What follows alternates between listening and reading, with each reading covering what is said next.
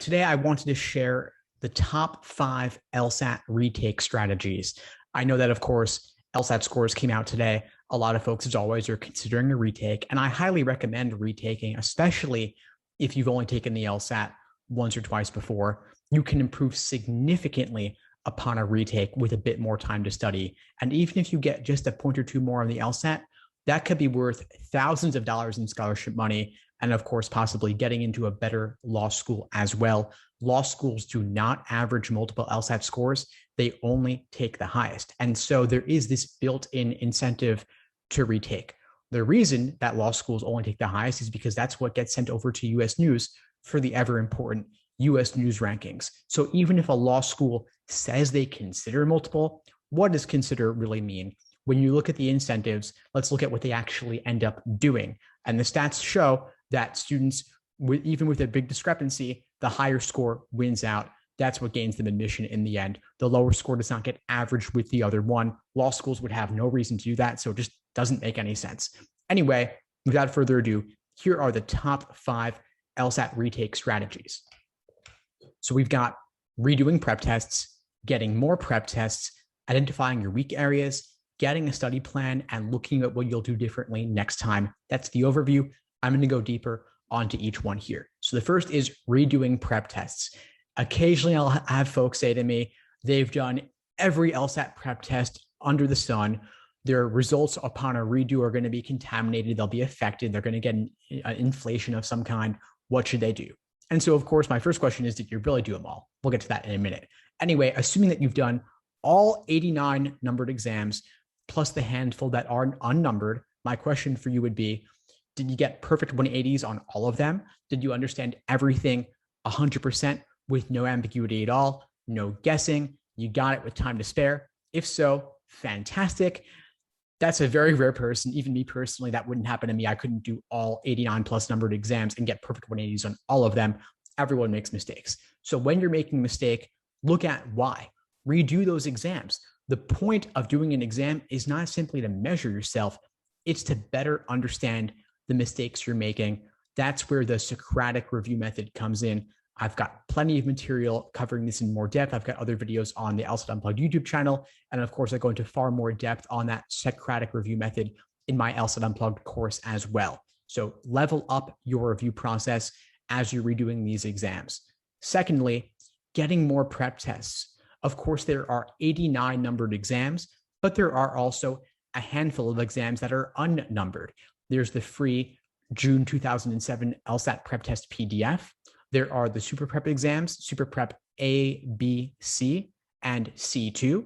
There's also the official LSAT prep test with explanations, which is the February 1997 exam. That's a little bit hard to get for sometimes it's out of print, but you dig around, you may be able to find it. I think Law Hub has it. There's also a lot of exams outside of Law Hub.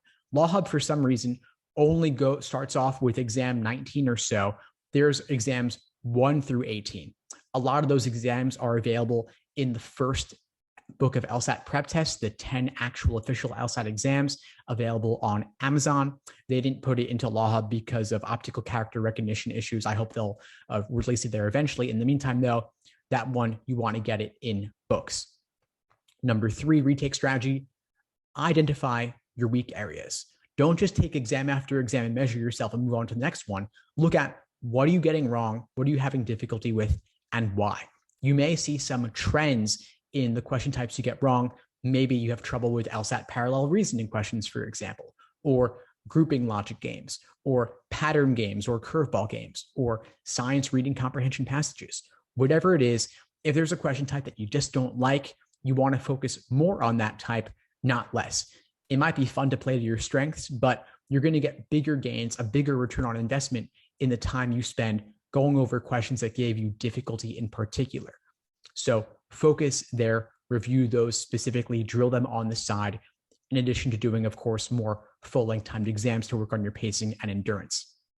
Number 4, get a study plan of attack. Don't just do exam after exam by default and going on to the next ones.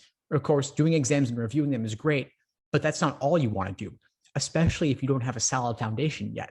You want to make sure you're building the foundation first, getting a solid understanding of each logic game question type, each logical reasoning type, and the different types in reading comprehension, like global versus local versus inferential questions, getting more comfort, more familiarity with science passages, humanities passages, and such. And so that's why I created my LSAT study plan course to break down for you exactly what to be doing every single day over the course of your prep, whether you're taking the LSAT in 1 month, 2 months, or 3 months, whatever it may be. I've broken down for you exactly what to do every single day, specifically what problems to complete, what videos to watch in my course, what articles to read and such. I've broken it all down for you there, but you can also create your own study plan. The point is, have some kind of plan of attack. Don't just go with whatever feels good that day or just going through the exams in numerical order. There are better strategies you can use. Finally, number 5, when you're retaking, look at what you'll do differently next time. Don't just do the exact same thing and expect different results. That's the definition of insanity, right? Much better to say, hey, here's what I did right. Here's what was working.